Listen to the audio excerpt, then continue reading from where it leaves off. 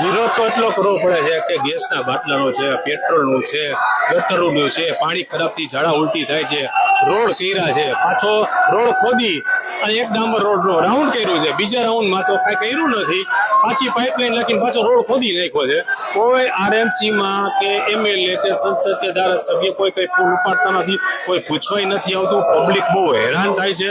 એટલે વિરોધ એટલે કરી છે, કોઈ ક્યાંય દેખાતું નથી. હવે ચૂંટણીને 1.5 મહિનો બાકી છે, તો અહીંયા આવશે ને માફી માંગશે, બાકી કોઈ કોર્પોરેટરના ફોન ઉપાડતા નથી, નથી ગટરના કામ થતા, નથી પાણી ખરાબ આવે છે, ઝાડા ઉલટી થાય એનું કામ નથી થતું. અને આ પેટ્રોલ ગેસની આટલું માણસો હેરાન થાય છતાં એમ કે અફવા છે, આવું છે. બસ કાંઈ કામ કરતા નથી. ભ્રષ્ટાચાર સિવાય ભાજપ કાંઈ કામ કરતું જ નથી. ભ્રષ્ટાચાર જ કરે, ખોટી ખોટી તારીખોનું કામ જે આ કરશો, મેં આ વિકાસ કર્યો છે, કોઈ જાતનો વિકાસ નહીં, ખાલી બોલીને નીકળી જાય છે. એનો વિરોધ કરી છે અમે.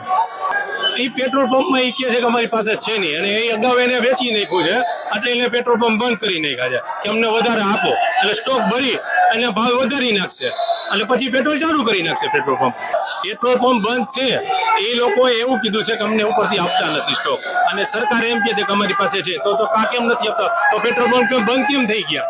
તો પબ્લિક આટલું કેમ? પબ્લિકને વિશ્વાસ નથી, કે ખોટું જ બોલે છે, એટલે પબ્લિક પેટ્રોલ પંપે લાઈનું છે અને પેટ્રોલ પંપ પુરાવા જાય છે.